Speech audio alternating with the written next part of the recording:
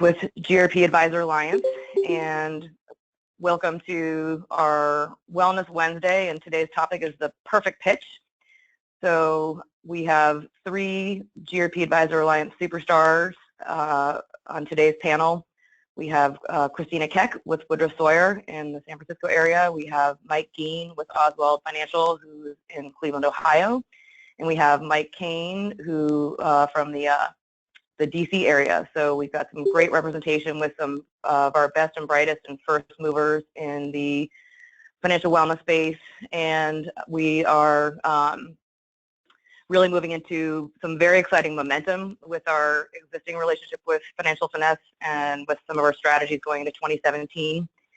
A lot of you I see in the call were with us at our national conference in Arizona, and the most frequently asked question we got was, how are you pitching this? What words are you using? What materials are you using? Who are ideal clients? How are you pricing your services? So this call is recorded. If there are people that aren't able to be on it or that you want to hear it, we'll circulate that afterwards. But what I thought I would do is just do a quick run through of how the platform works, so everybody has that in is current on the financial wellness program infrastructure. And then I just wanted to go through some of the great enhancements that we've made to this wellness platform in partnership with Financial Finesse that are advisor-centric. And we'll move into the panel discussion. So if you could just keep your phones on mute to eliminate any background noise. We're going to try and keep the lines open to make this as interactive as possible. So with that, I just wanted to level set and get everyone on the same page as far as what is an employer-based financial wellness program. And in its most concise definition, it's essentially a program that seeks to improve employees' financial behavior and outcomes while driving a positive business impact. It's the fastest growing benefit in the country. And I think what a lot of our panelists are going to talk about is where they're seeing some incredible velocity and opportunity where there wasn't before, particularly with those firms that work with participants and firms that have retirement employee benefit business divisions. There's just been some wonderful synergy and business opportunities that are coming out of where we are as an industry now.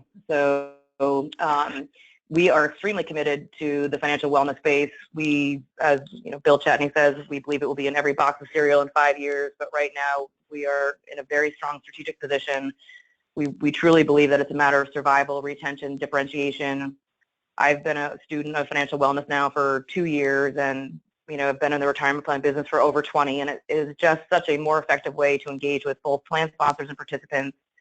We like very much how this financial wellness chassis aligns with the current regulatory environment. It really acts as almost a moat around your practice, demonstratively illustrating that you are engaging with participants in a holistic capacity, which is what the regulators look for, and it is really creating very effective gateways to ancillary business opportunities, which is creating some exciting new revenue for retirement plan practices who've really been faced with fee compression, fee disclosure, et cetera. So just to give you a Fred Flintstone-friendly example, the average markup that we see on fees is about 25%. So if you brought on board 25 new plans this year and just on average charged a $3,000 markup, you've just created, $75,000 in new incremental revenue to your practice. And again, that doesn't even include any wealth management opportunities that can come out of this, et cetera. So just to refresh you all on our partnership with Financial Finesse.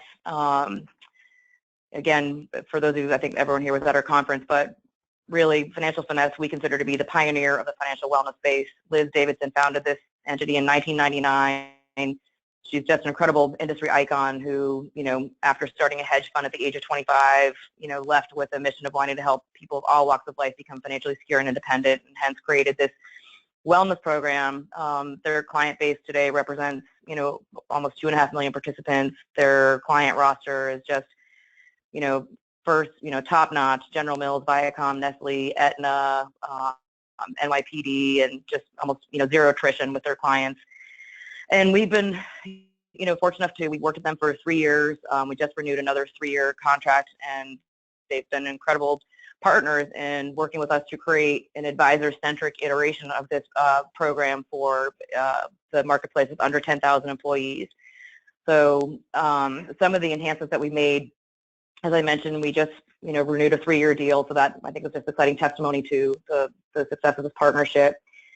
If you look at our pricing, our 2017 pricing, when we looked back and assessed what how we could enhance our positioning, et cetera, we re-engineered the pricing to make the adoption of the CFP helpline more achievable. So in 2016, there was a pretty significant delta if the client had the choice to work with just the Financial Learning Center, and then there was a pretty significant cost to opt to have the CFP helpline. And in hindsight, the CFP helpline is just too valuable a part of the experience for the participant and the overall wellness factor. In addition, it's too valuable of a component relative to working with advisors and creating synergy there, and having CFPs be able to work with people of all walks of life, but they can really take on some of the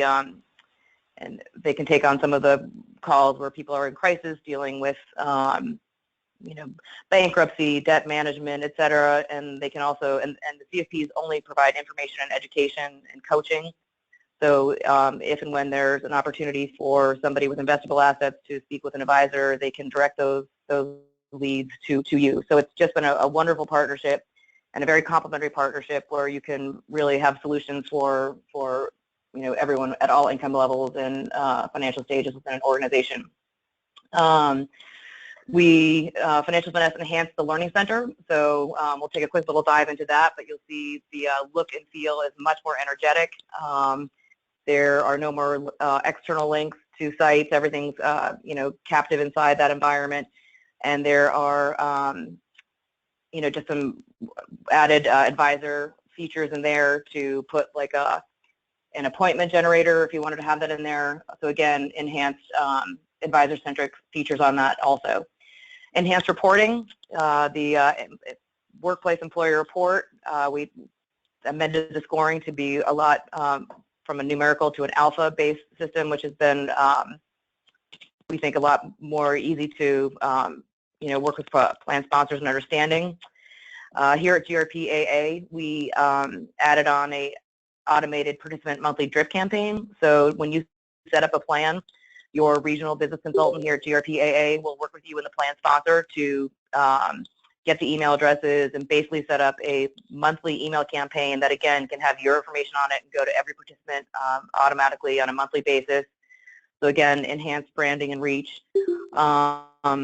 As I mentioned, we now have 3 regional business consultants that are dedicated to you and helping you with pricing, proposals, marketing strategies, point of sale calls like we're doing now. We have rolled out CEO study groups, and again, these Wellness Wednesdays are a continual part of our help in getting you to market as effectively as possible. And lastly, we've just had a lot of success stories out there that I'll let our 3 panelists speak to. But again, for those of you that are new to the program, I just want to take a quick dive into the infrastructure. So essentially, this wellness platform is launched with a email drip campaign, and all the marketing materials, et cetera, can be used as posters, desktops, et cetera. So it's intended to be flexible based on how the company typically outreaches to their employees. The email campaign is masked, so it looks like it comes from somebody at the employer, which helps with the open rate and adoption rate. And this is just a sample of one of the monthly drip campaigns. They're really, I think, kind of hip, energetic. They really speak to issues that all American households deal with. And so for the first month, so if you launch a campaign, the first month's going to have a monthly email drip, weekly email drip. And generally they're launched with some kind of incentive, like an iPad or a restaurant gift card, or we've seen companies roll out a $2,000 credit to go towards a rent or mortgage payment, but that typically gets a lot of energy going, and the whole intent for the first month is to get as many people as possible to go into this learning center, which is branded, so the company logo would go here, and the first charge of action is to get as many people as possible to complete this financial assessment. So here you can see the new look and feel. It consists of approximately 50 questions. This demo link is available for clients and prospects, and I really recommend it. It's probably one of your most effective marketing tools is to, get a decision maker to go in there and take this themselves, because they probably also have financial stress. And I think for those of you who haven't taken the time to take this assessment, I would encourage you to, because you can see both how Fred Flintstone friendly it is, and it's very customized. So depending on how I answer these questions, my follow-up questions are going to be different. And it shouldn't take me more than 5 to 7 minutes to take. It is mobile app friendly, which is another enhancement, and I'm going to get a personal action plan that's unique to me based on what I submitted. So you can get in here and poke around, take this in a couple of different ways. Take it as a struggling entry level, someone who just graduated from college with a lot of debt, or take it from the context of an executive with estate planning issues. And you'll see just really, I think the efficacy really shines through here as far as how this program works. So here it's going to give me a score in 1 to 10, and then it's going to give me my personal action plan with, again, really Fred Flintstone friendly links to quick articles or calculators or things that make it easy for me to take an immediate actionable step to improve my financial outlook. Down here you can see some of the enhancements that I was referencing. So if you had a webcast or a webinar coming up on a certain event, so let's say college planning came up as a weak spot for me, that event would show up here as something that's recommended. In addition, we can program it, so let's say somebody scores an 8 or above. That would be somebody who's generally financially secure, may have investable assets, or have some needs to purchase insurance, etc. So speaking with my financial advisor could come up as a next recommended event. And again, there's also an appointment generator in here, so if you wanted to have a little calendar out here where participants could schedule some time with you, you could do that too. So lots of new stuff, cool stuff in play here and in development.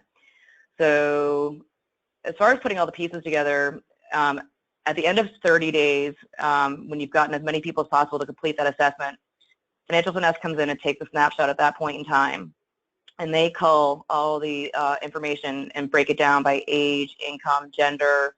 And this is just a quick sample of the employer report. And this is what you would use to sit down with your plan sponsors to identify, areas where you can do targeted education, et cetera. So just to give you an example, the NYPD, one of our flagship clients, the first year they ran the report, college planning came up, red.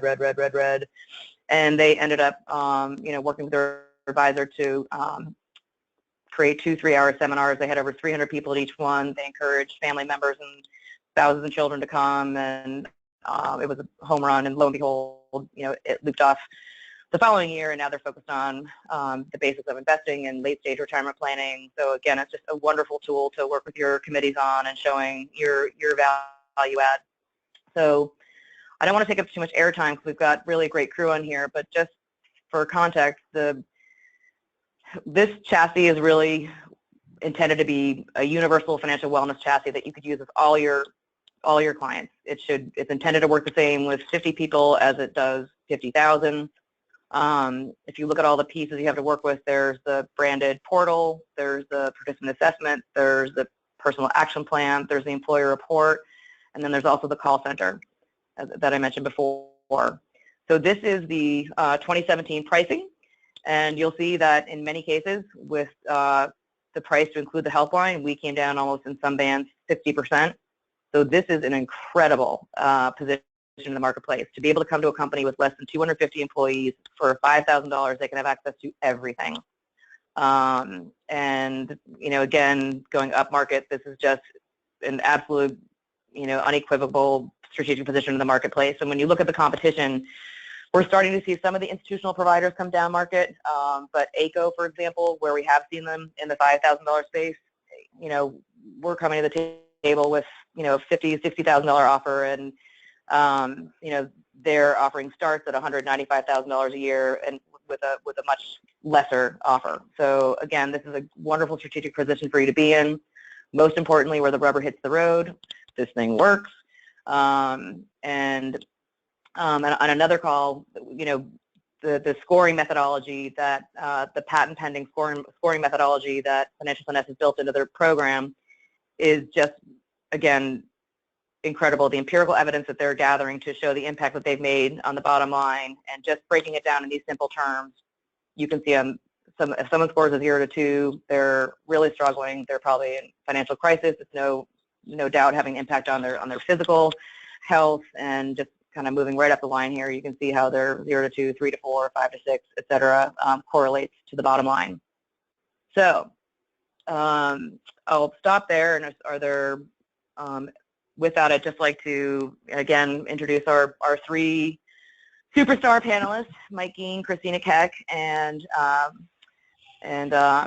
Mike Geen. And today, I've asked each of them just to be thinking in terms of, these are kind of the most common questions that I've heard out there from folks. One, how have you incorporated financial wellness in your business model?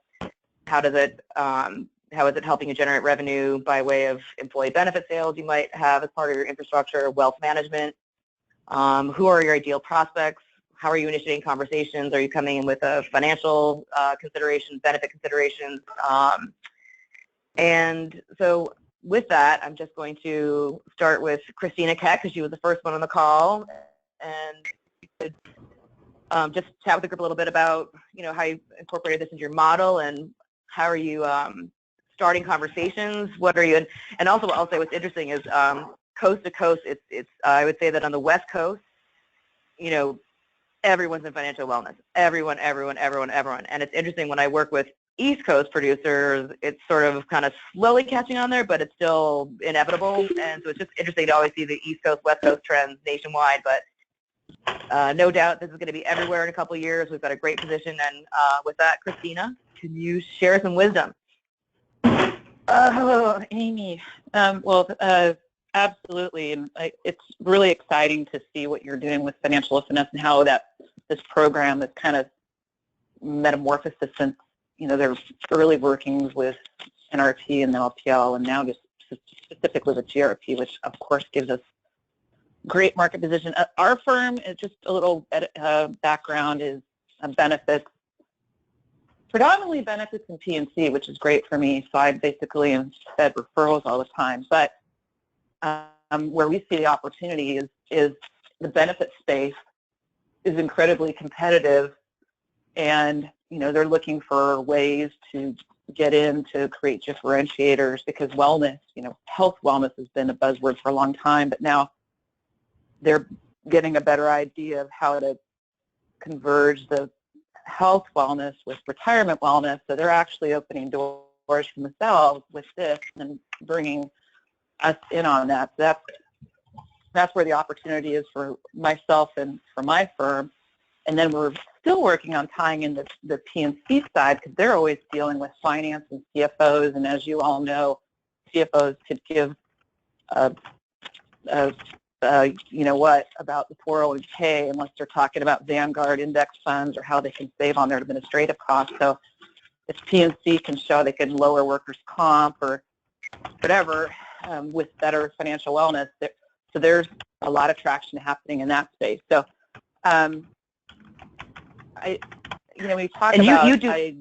You do not work with wealth individuals, so the CFP kind of helps you kind of bunker against competition on that front, right? Yeah, circle the wagons on that, exactly. But the other thing too is, I think, from anyone who's decided to kind of not get in that, and I don't know that we're not going to stay out of it. We just decided there's more business opportunity early on with 401k. But the LPL Advisor Network likes this too, because we can build in a referral source, and that's actually worked pretty well for us with the wealth management team. So, yeah, but I see that I especially if the DOL rule changes a little bit, but yeah, so we're definitely getting in on it. We've got a couple RFPs where financial wellness is part of the RFP, and they're actually asking specific questions. How are you going to roll it out? What's the process for doing it? And I would say that's the other benefit with the GRP/financial finesse is, if you don't have the bandwidth, so I actually have someone on my team that works on financial wellness and communication, which is great.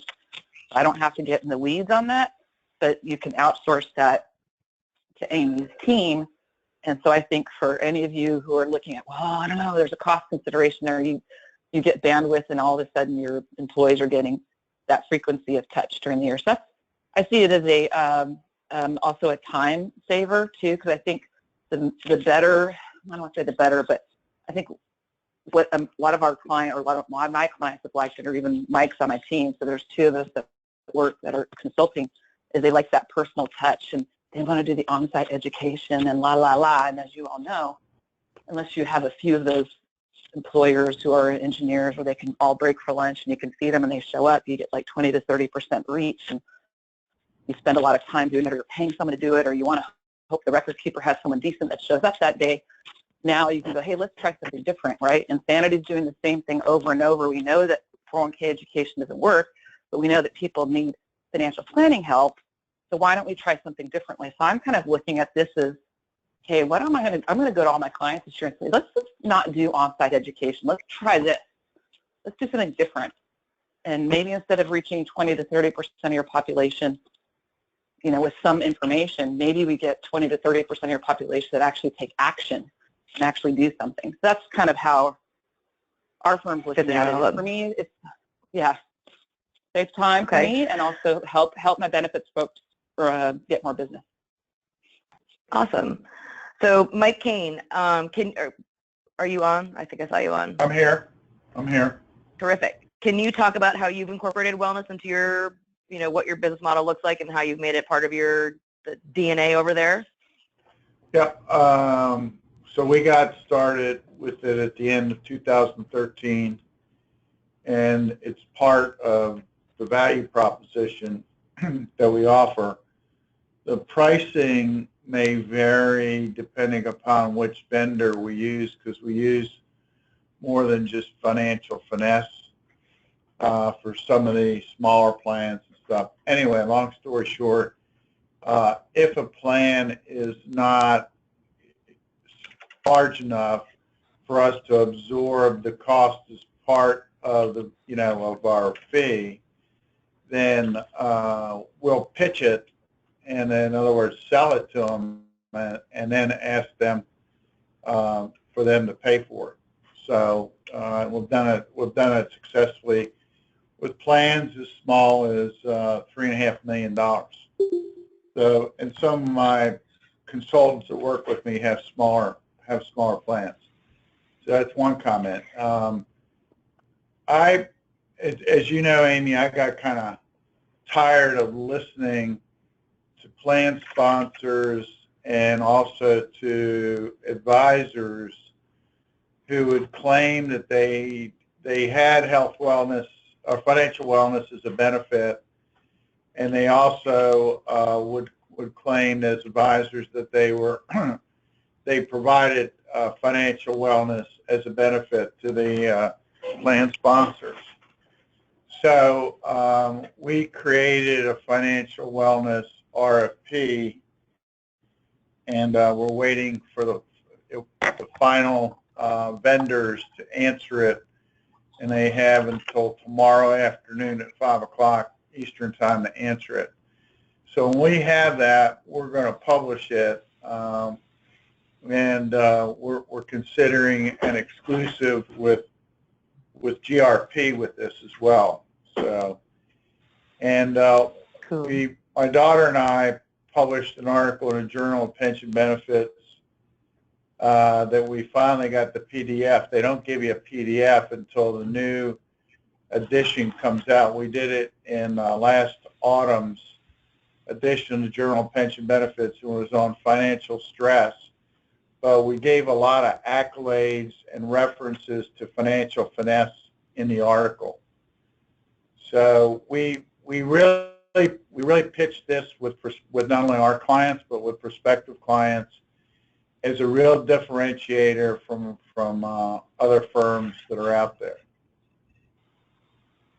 Now, do you work with individuals? Do you capture participant dollars also? Say that again. Do you work with individuals? So if participants come to you to invest, or yeah, we actually have an LPL team that is in a building right behind us in our office complex. So we searched high and wide for a team that we felt comfortable with for our team. Yep. And they travel, and they've got about 18 different folks. And they I think over the past 4 years, they've made 68 or 70 sales off of our clients from, functioning as our educational team.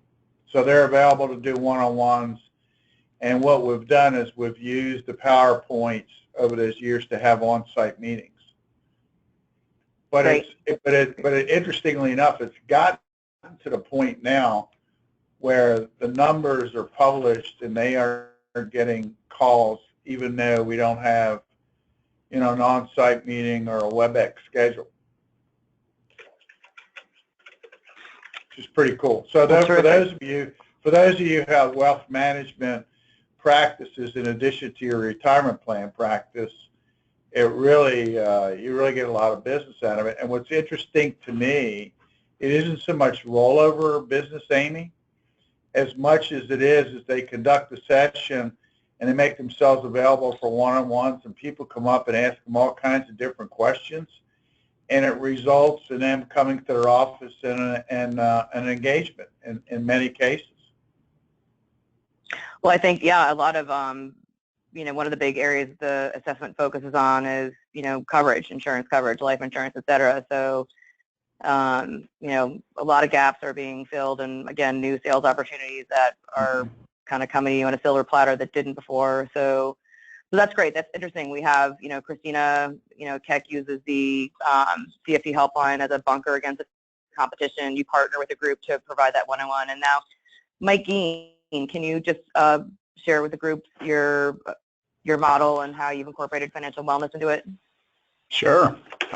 Thanks for having me. So we're set up very similar to how Christina's firm is set up. We have a wealth management practice. That's the one difference, but we have a large employee benefits practice, and we've really worked closely with them and have gotten probably a majority of our leads from that group because, like was mentioned earlier, they're really looking for ways to differentiate themselves. And what we found, one of the most effective things that we found in working with that group is, usually HR loves this program. CFO wants to know what the return on investment is, which I know we have some tools that help with that area, but that's their main focus.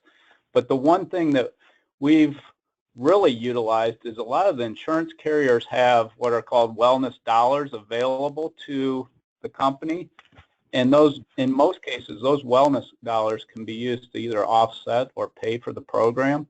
So that's one thing I would be checking and articulating to clients and prospects is, check with your insurance carrier, see if you have a pool of wellness dollars, because you may be able to use that to pay for this program. Oh, that's a great idea. Okay.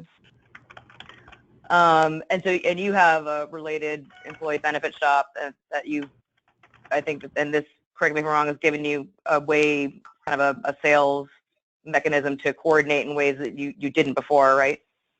Absolutely. So, we have very small overlap in regards to our 401k business with our group benefits business, but this is really providing an avenue for us to get more involved with their book of clients. And we actually have 3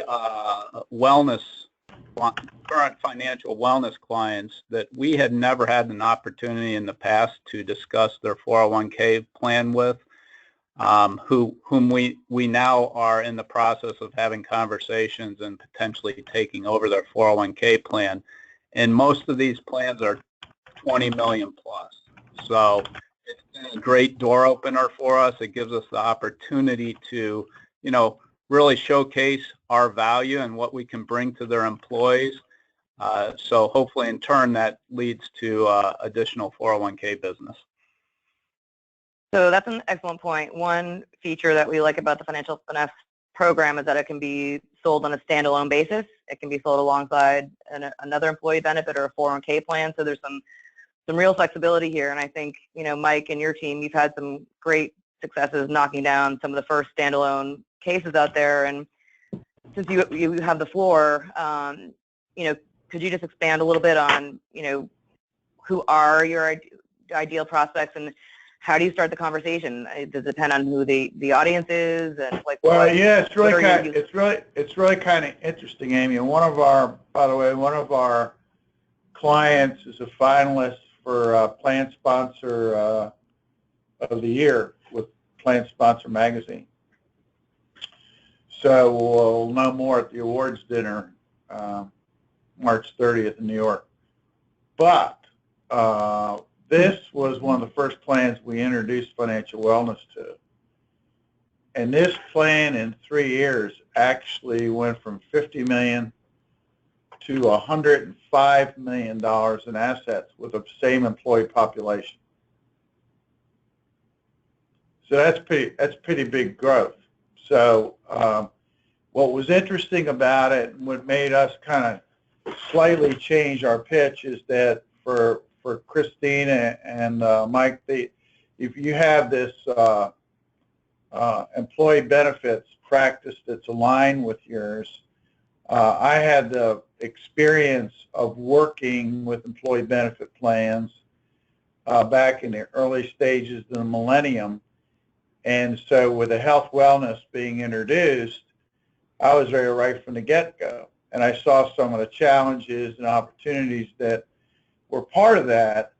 And there's so many parallels between financial wellness and health wellness. And an observation I would make of this, if you find a prospect who loves health wellness, embraced it, introduced it, has a high take rate, and this plan that is the finalist for Plan Sponsor of the Year, they had an 87% take rate on their health wellness, okay, which is really high, kind of like participation in a retirement plan.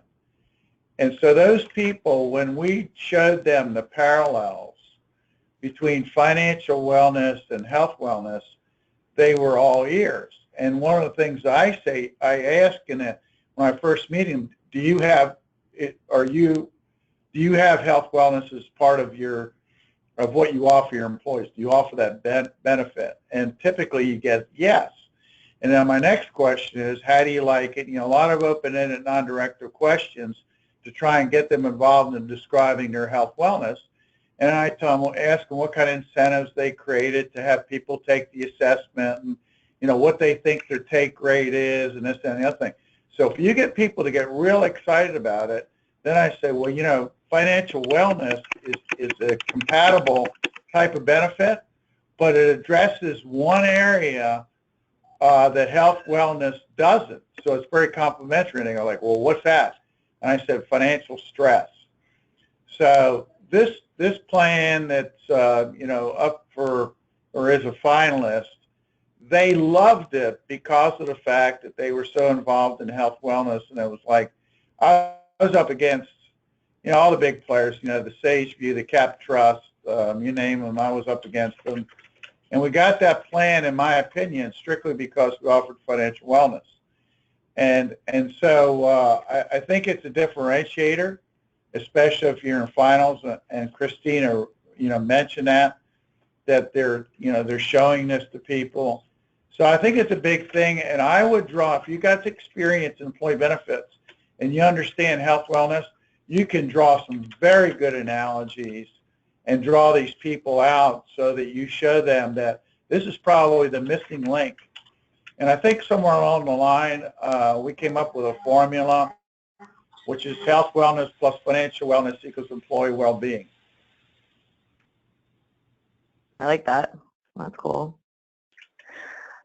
Christina, how are you who are ideal prospects from your vantage, and how are you starting the conversation? I would imagine recruiting and retaining top talent is big in your geographical area. What materials do you use? It's interesting because I was at a tech client yesterday in San Mateo, and we were talking about, we were talking about student loans, we were talking about financial wellness, and we were talking about, I don't see, and I see the health, I see my colleagues sending emails back and forth, not so much lately. It's like, what's the newest voluntary benefit, like pet care and dry cleaning and all this stuff, but I haven't seen anyone talk about financial planning, and people are trying to figure out how to save for homes. And the ideal prospect is any plan over 20 million. But I think the ideal prospect is, finding a client who does care about making their employees better. And that was that's what I was on a conference call earlier today. And we'll actually embrace it. We'll actually roll it out. And, the fact that you're going to get that Plan Sponsor Magazine award, that's awesome. So, any client. And how do you ferret that out? Like they make company matches, or is it you can pretty much just tell from talking to them that they care about their employees as part of their culture? Or if they're not sure, or how are you getting them to, if they're not familiar with wellness, like engaged? I think it's the fact that they care about their employees, and I think you have those competing interests, right? We're talking about the HR people really love this because it's taking care of people, and it helps recruit and retain, and I think it is important. I think if you actually roll it out, you can use it as a retention tool, because then they start to think about, if I go to my next employer, they probably won't have this. And I think I love the idea of really looping. I tried that and I kind of lost track. I'm glad that we brought up the fact of really partnering with LPL advisors to the on-site meetings and be kind of an arm of this. I think that's a huge thing if you don't already have that. But I think it is employers who really want to help their employees, not just have a program to say they have a program. Like everyone has a wellness program, and we're going to give away Fitbits, or we're going to have a team challenge. But I think, I know that sounds really loosey-goosey. I think it's something we should just be getting on the phone and asking. We could ask a prospect, but I don't do that too often. I'm pretty fortunate, but I should be going on 5,500 searches for $30 to $40 million plans to go tell me about your health wellness program, and is it really working, and have you really thought seriously about a solid financial wellness program with financial planning help for your employees? And I bet you they'll go, no, I've never heard about that. Well, that's a good point. Good point. Mike Geen, can you talk a little about, who are your ideal prospects? How are you starting the conversation? And then what logic are you putting behind the approach to your pricing? So I echo a lot of the comments that were previously made. We're usually working with either existing 401k clients or their existing clients on the group benefits side. So we have some intel ahead of time, what kind of employer they are. Are they more of a paternalistic type employer that really cares about their employees? That's what we're going after. If they're strictly looking for the lowest cost 401k plan, the lowest cost benefits, most likely they aren't going to see the value in this.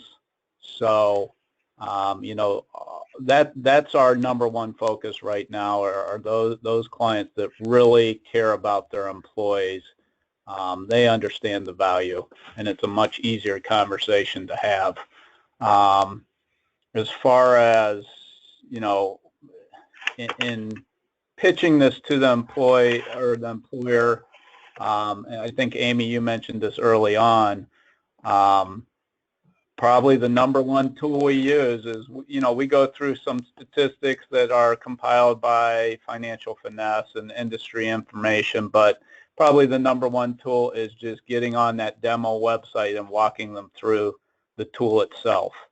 I think that's pretty powerful. It really shows them, what's available to their employees. We really stress that, that the employee takes 5 to 7 minutes, and then they get this action plan. So there are actionable items that go along with taking that assessment. So there's things that they can immediately start to do to improve their own personal situation. You know, to this point, we've sold the helpline to a few clients, but with the new pricing schedule, we're really going in selling the whole package going forward. And you know, the stripped down version without the helpline is kind of a fallback, but we see the value in having that helpline included. Even though we have a wealth management practice, you know, I don't want my team spending hours and hours helping people to determine whether they should refinance their house. I don't think that's our number one goal. And with that helpline, those are the type of questions they can ask the CFP. So we don't see it as competition. We see it as a complement to our wealth management practice.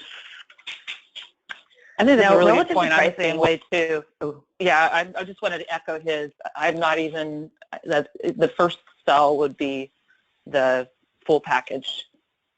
And anyway, I just think it's a solid idea. And Yes.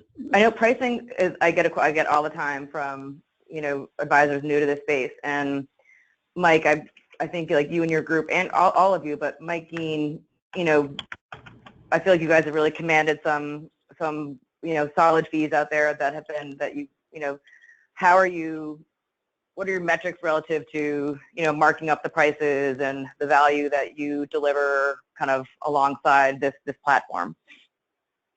Yeah, we're still, I'll be perfectly honest, we're still trying to figure out whether we're charging the right price or not. I mean, currently we're marking it up about 25%. Sometimes I wonder if we mark it up enough because, you know, if we're targeting the right group, we probably can mark it up quite a bit more than that. I mean, we do have a client that we marked it up significantly more than that, partially because they had the wellness dollars and they weren't utilizing them. And it wasn't going to cost them anything additional out of pocket. So I mean, 25% is our standard, but we have some that are closer to 50% markup. You know, the value that I think we bring is we are, you know, doing the on-site presentations because we do have a wealth management team in-house. So, you know, we're spending the time creating the presentations and doing the live presentations. We've started to do a lot more on the webinar side because we do have clients with multiple locations across the country. So doing more live webinars, recorded webinars, so people can watch them whenever they're available. Terrific. So I'll pause and just see, are there any questions from the group?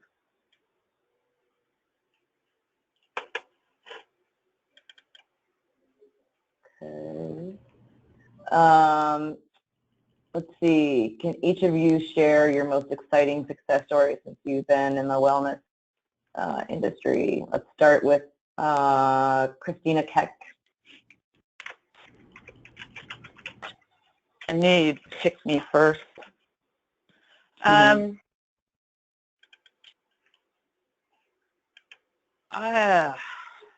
So I would say probably the most exciting story would be I went up against a pretty significant Bay Area competitor a couple times in the last year, and Amy, you and I have kind of talked about this offline. I find it interesting about the number of firms that say they do financial wellness, but when I go in, they really don't. So you guys just got a couple of really great wins, just actually having a program and a platform and client references to, you know, go back and speak to, where they go, yeah, they actually do it.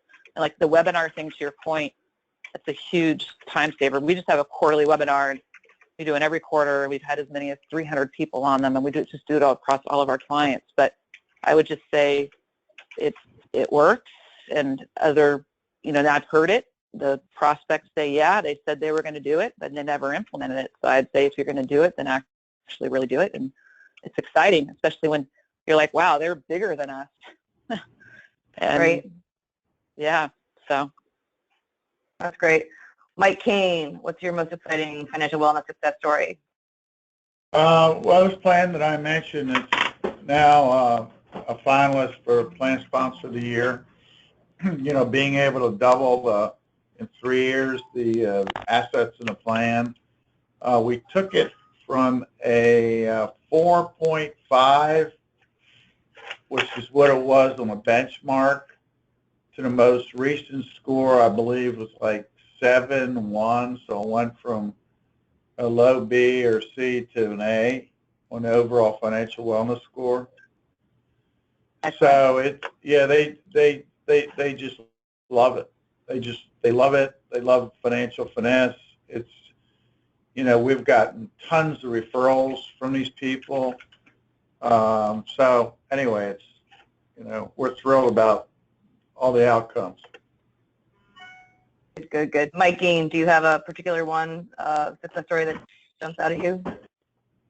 I don't know that I really have a particular one. I think it goes back to what I mentioned earlier. It's more or less the doors that it's opening for us on the group benefits side that were not open in the past.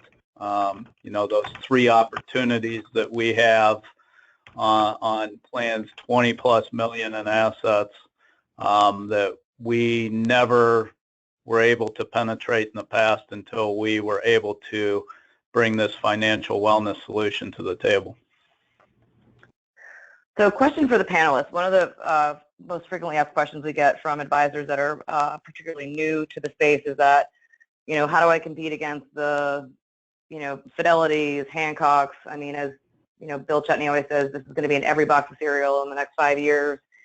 You know, how, my answer is that, you know, all these tools and things that people roll out are generally just still positioned on an internet site that has less than 10% utilization. Financial finesse is really intended to turbo boost any other tools and resources that might be embedded in a healthcare benefit or a 401k plan. But when you get that from clients, how do you push back on that to get them to come into a dedicated wellness program? Anyone? I think it's really about how it's marketed. You know, you guys have the drip campaigns to keep it top of mind and build awareness of, you know, the benefit is out there. Here's how to access it. The link is embedded in the email because like any benefit, if employees aren't constantly reminded, they may quickly forget about it. So I think the email campaign that you guys have created definitely helps differentiate it because, as you mentioned, all of the record keepers have or will soon have it available on the website, but how many people are going to search and actually try to find those tools? Most, I would guess it's going to be a very small percentage. Right. I would ditto that. It's definitely driven by it's push versus pull, right? Getting people to go to a website anymore. We were just talking about millennials too. I mean, heck, forget about them. I mean, if they can't do it in like 3 swipes or less, it's not going to happen. So yeah, I think you exactly hit the nail on the head. Yeah, push versus pull technology. I love it. Yeah, I love it. So we have a question from Peter Inu in Hawaii. What techniques have you used to increase employee involvement, and what's the average participation in a company? I would say that, you know, techniques that we use to increase involvement, one big important step was automating the monthly email drip campaign and masking it to come from the employer. So certainly if I get a email from my boss, I'm going to open it and read it. Best practices for incentives range from, if we get more than 50% of people to complete the assessment, we'll have an ice cream social, a happy hour.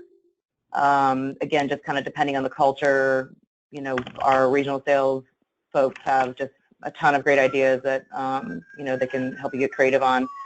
The average participation, this is interesting because we're, you know, kind of a couple years into tracking our own forensics for the under 10,000 marketplace. But Financial Finesse would answer that question. It's about 25% without an incentive and 35% with an incentive. It's been interesting since we rolled out our automated marketing campaign, our averages are around 50%, which is awesome. And I think also when you have a smaller company, you have more opportunities to get in front of people than you do when you're dealing with a company that has hundreds of thousands of employees. So, we've had people have, employers have mandatory meetings, turn off the company internet for 20 minutes. So, one guy had an 80% success story because he had everyone just complete the assessments, at that point in time. So we can help you get creative with ideas depending on, the kind of type of company and culture and employee demographics. Let's see, any other questions from the group? All right, any parting pearls of wisdom you would leave with the call here, panelists? Mike, Christina? No, it was a really good call. I even learned a few things, so thanks for inviting me. Yeah, I would say, too, imparting that whenever there's something new that's being introduced in our industry, it's really important for you as a thought leader to get on top of it and understand it. Because if you're not pitching it, someone's going to be pitching it to your clients, and they're going to be wondering why you haven't brought it up. And if you find yourself in a finals situation, you really need to have it as part of your arsenal. Well, that's a perfect segue into, wrapping up the call here with some action items. As the team says, get knowledgeable. If you're not talking to your clients about wellness, somebody else is or will be. Take that participant assessment yourself. Again, that's probably your strongest conversation starter with decision makers. They're certainly probably financially stressed themselves. You've got an incredible team here at GRP AA to work with you directly on helping you formulate a strategy, customize materials, help present, implement, and maintain plans. You all have access to grpaa.com. If you go in there and register, there's a Financial Wellness Resource Center, and you can just take a drive through some great third-party articles, research reports. And, one thing that I recommend doing is getting acquainted. There's an ROI report, and there's an advisor brief on the financial finesse scoring methodology. It will take you 5 minutes to read, but to really be confident with how this methodology works and tying all these pieces together will drive home the efficacy of this program over any of the competition out there. So happy to spend time with you getting acquainted with those pieces. Independently, T. Rowe Price has a great financial wellness resource center. They've got some good discussion guides. They've got a program evaluator that just gives you a quick at-a-glance description of who's who in the wellness space. And then lastly, Hugh O'Toole, he's with Mass Mutual. He created a viability study. And if you provide them with some, census information on the company, they provide a very compelling report that shows how much it's costing a company to hold on to people that are financially stressed, that can't afford to retire, et cetera. And that's a great piece to use at the Treasury side of the house. So again, I want to thank our superstars for being available on today's call, and thank those of you who are on today's call. It's recorded, we'll circulate it, and look forward to helping you with your 2017 financial wellness strategies. Thanks, everyone.